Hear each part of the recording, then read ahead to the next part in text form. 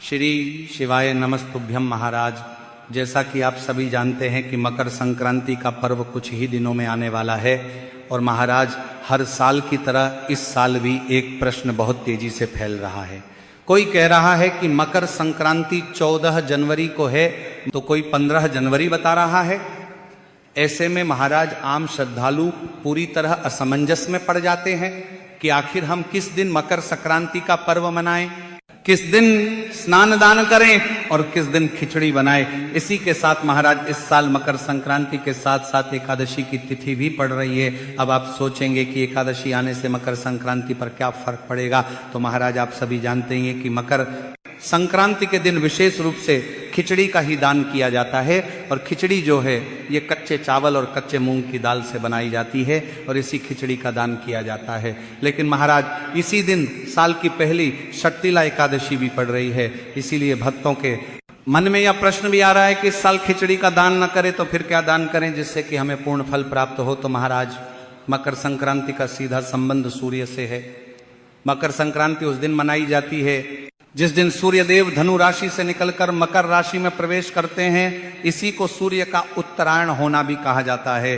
अब महाराज इसे ध्यान से समझिए कि उत्तरायण का अर्थ केवल दिशा परिवर्तन नहीं है, इसका अर्थ है कि सूर्य की किरणें अब धीरे धीरे पृथ्वी पर सीधी पड़ने लगती हैं, ठंड कम होने लगती है, दिन बड़े होने लगते हैं और जीवन में सकारात्मक ऊर्जा का संचार होने लगता है।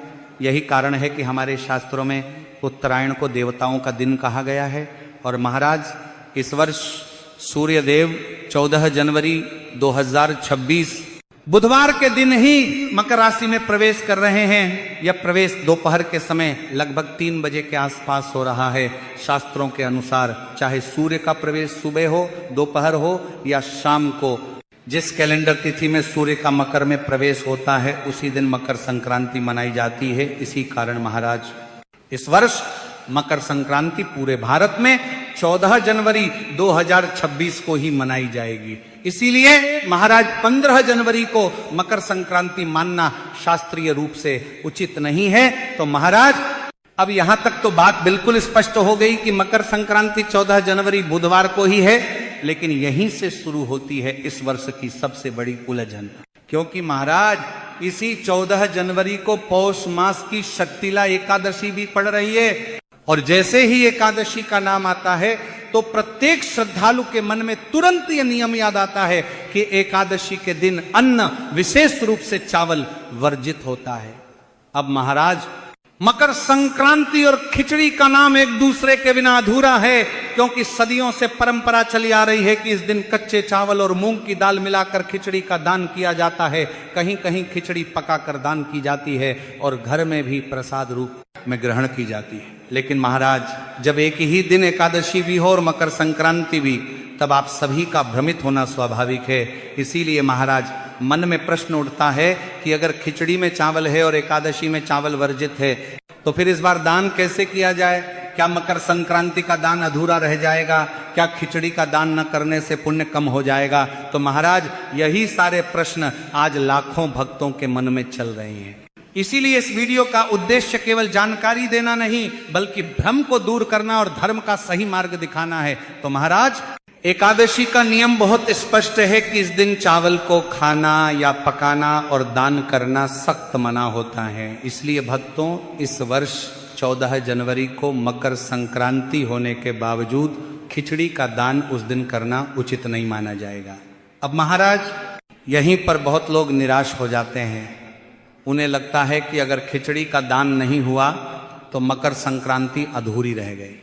लेकिन महाराज यह सोच अधूरी है, क्योंकि मकर संक्रांति केवल खिचड़ी का पर्व नहीं है, यह दान, पुण्य, सेवा और त्याग का पर्व है। और दान का वास्तविक भाव वस्तु में नहीं भावना में छिपा होता है। तो महाराज षट्तिला एकादशी को साधारण एकादशी समझना बहुत बड़ी भूल होगी। ये वर्ष की पहली एकादशी होती है और इसका महत्व अन्य एकादशियों से भी अधिक माना गया है।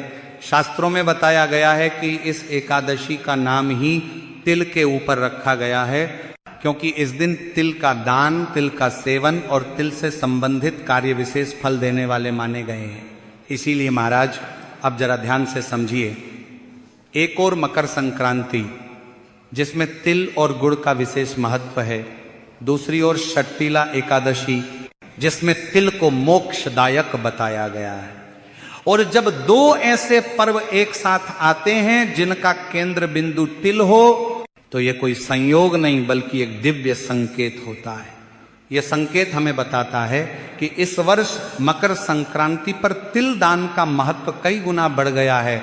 अब महाराज, बहुत से लोग ये भी पूछते हैं कि खिचड़ी का दान क्यों इतना महत्वपूर्ण माना गया है। तो इसका उत्तर यह है कि खिचड़ी में चावल और दाल दोनों होते हैं जो अन्न का पूर्ण रूप माने जाते हैं। अन्नदान को सभी दानों में श्रेष्ठ बताया गया है। इसी कारण मकर संक्रांति पर खिचड़ी का दान सबसे बड़ा पुण्य माना गया। लेकिन महाराज, जब शास्त्र स्वयं एकादशी के दिन चावल दान को वर्जित कर रहे हैं, तो धर्म हमें यह भी सिखाता है कि विकल्प भी धर्म का ही भाग होता है। इसीलिए शास्त्र कहते हैं कि यदि किसी कारणवश मुख्य दान न किया जा सके तो उसी भाव से किया गया वैकल्पिक दान भी उतना ही फल देता है। और महाराज, यही कारण है कि इस वर्ष मकर संक्रांति पर काले तिल और गुड़ का दान खिचड़ी दान के समान ही नहीं बल्कि कई गुना अधिक फलदायक बताया गया है, क्योंकि तिल को शास्त्रों में पाप नाशक कहा गया है। कहा जाता है कि तिल में भगवान विष्णु का वास होता है और गुड़ में माता लक्ष्मी की कृपा मानी जाती है। जब तिल और गुड़ एक साथ दान किए जाते हैं तो वह दान केवल शरीर को नहीं, आत्मा को भी शुद्ध करता है। इसीलिए महाराज, आप चाहें तो काले तिल और गुड़ को अलग अलग भी दान कर सकते हैं, और यदि संभव हो तो तिल और गुड़ से बने हुए लड्डू का दान करना तो और भी श्रेष्ठ माना गया है। अब महाराज, यहाँ एक बात बहुत जरूरी है। कुछ लोग सोचते हैं कि अगर हमने 14 जनवरी को खिचड़ी का दान नहीं किया तो 15 जनवरी को कर लें ताकि मन को संतोष मिल जाए। तो भक्तों, शास्त्रीय रूप से देखें तो 15 जनवरी को खिचड़ी का दान किया जा सकता है, उसमें भी कोई दोष नहीं है। लेकिन मकर संक्रांति का विशेष पुण्य काल 14 जनवरी को ही होता है। इसलिए यदि आपको पूर्ण फल चाहिए तो 14 जनवरी को ही तिल गुड़ का दान करना सर्वोत्तम रहेगा। अब महाराज, ये भी समझना जरूरी है कि दान केवल वस्तु देने का नाम नहीं है। दान का अर्थ है अपने भीतर के अहंकार, संग्रह और लोभ का त्याग। अगर कोई व्यक्ति सच्चे मन से तिल गुड़ का छोटा सा दान भी करता है तो वो उस व्यक्ति से श्रेष्ठ माना गया है जो दिखावे के लिए बड़ा दान करता है। तो महाराज, अब तक हमने यह समझ लिया कि इस वर्ष मकर संक्रांति और षट्तिला एकादशी एक साथ पड़ने से खिचड़ी का दान संभव नहीं है, लेकिन तिल और गुड़ के दान से भी आपको कई गुना अधिक पुण्य फलों की प्राप्ति होगी। अब महाराज, हमारे शास्त्र कहते हैं कि दान का मूल्य वस्तु से नहीं, भाव से तय होता है। अगर कोई व्यक्ति बहुत साधारण वस्तु भी पूरे श्रद्धा भाव से दान करता है तो उसका फल उस व्यक्ति से कहीं अधिक होता है जो महंगी वस्तुओं का दान केवल दिखावे के लिए करता है। क्योंकि मकर संक्रांति का समय विशेष रूप से सेवा और करुणा का समय माना गया है। ये वही समय है जब ठंड अपने चरम पर होती है और गरीब, असहाय, वृद्ध और सड़क किनारे रहने वाले लोग इस ठंड को सबसे अधिक सहते हैं। ऐसे में महाराज, अगर किसी को गर्म कपड़े या कंबल का दान किया जाए तो वह दान केवल शरीर को गर्मी नहीं देता बल्कि दान करने वाले के हृदय को भी करुणा से भर देता है। इसीलिए महाराज, शास्त्रों में बताया गया है कि शीत ऋतु में किया गया वस्त्र दान विशेषकर मकर संक्रांति के दिन अक्षय पुण्य प्रदान करता है। अक्षय का अर्थ है जिसका फल कभी समाप्त न हो। अब महाराज, कई लोग सोचते हैं कि हमने तिल गुड़ का दान कर दिया, अब और कुछ करने की आवश्यकता नहीं। लेकिन यदि आपकी क्षमता है तो मकर संक्रांति के दिन एक से अधिक प्रकार का दान करना अत्यंत शुभ माना गया है। जैसे तिल गुड़ के साथ कंबल, शॉल या गर्म कपड़े का दान भी आप कर सकते हैं। अब महाराज, यहाँ एक बहुत महत्वपूर्ण प्रश्न आता है कि दान किससे दिया जाए। बहुत से लोग इस विषय में भी उलझन में रहते हैं। कोई कहता है कि केवल ब्राह्मण को ही दान देना चाहिए, कोई कहता है कि साधु संत को दिया जाए, तो कोई कहता है कि जरूरतमंद को देना ही सबसे श्रेष्ठ है। तो महाराज, शास्त्रों का उत्तर बहुत सरल है। जहां वास्तविक आवश्यकता हो वही दान के पात्र है। अगर कोई व्यक्ति सच में ठंड से कांप रहा है, भूखा है, असहाय है, तो उसे दिया गया दान सीधे ईश्वर तक पहुंचता है। महाराज, स्वयं भगवान श्री कृष्ण ने गीता में कहा है कि जो मेरी बनाई हुई सृष्टि की सेवा करता है वही वास्तव में मेरी पूजा करता है। इसलिए आप तिल गुड़ का दान किसी गरीब व्यक्ति को दें, कंबल किसी जरूरतमंद को दें, या मंदिर जाकर पंडित जी को दक्षिणा दें, तीनों ही प्रकार का दान पुण्यदायक है। महाराज, अब बात करते हैं दक्षिणा की। अक्सर लोग दान में केवल वस्तु दे देते हैं और दक्षिणा देना भूल जाते हैं, लेकिन शास्त्र कहते हैं कि कोई भी दान बिना दक्षिणा के अधूरा माना जाता है।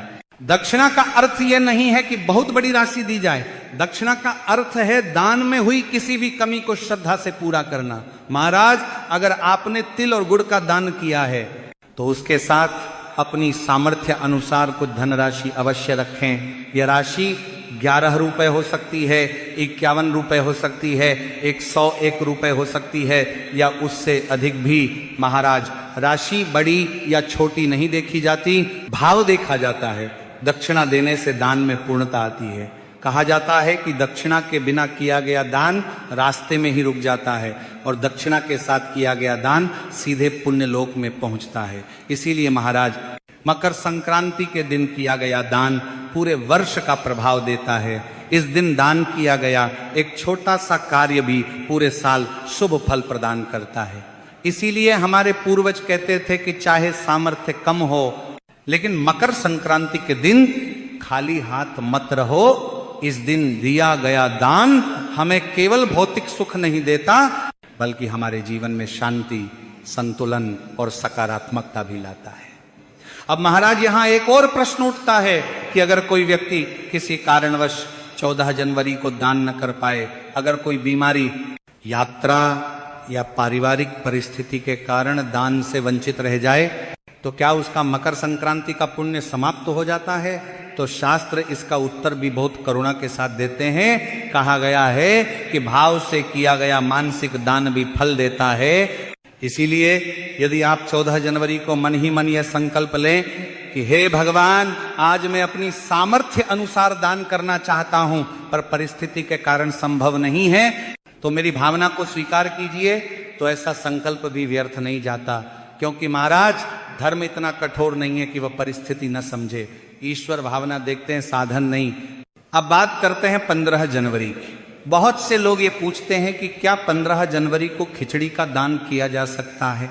तो महाराज, शास्त्रीय दृष्टि से उत्तर यह है कि हाँ, 15 जनवरी को खिचड़ी का दान किया जा सकता है। उसमें कोई दोष नहीं है, क्योंकि उस दिन एकादशी नहीं है। लेकिन यह समझना जरूरी है कि 15 जनवरी को किया गया खिचड़ी दान मकर संक्रांति विशेष पुण्य नहीं देगा, बल्कि वह सामान्य अन्नदान के पुण्य में ही गिना जाएगा। इसीलिए यदि कोई व्यक्ति ये सोचकर 15 जनवरी को खिचड़ी दान करता है कि मैंने मकर संक्रांति का दान कर लिया, तो यह सोच शास्त्र सम्मत नहीं है। मकर संक्रांति का विशेष पुण्य काल 14 जनवरी को ही है, और इस वर्ष उस पुण्य काल में तिल गुड़ वस्त्र कंबल और सेवा का दान ही श्रेष्ठ माना गया है।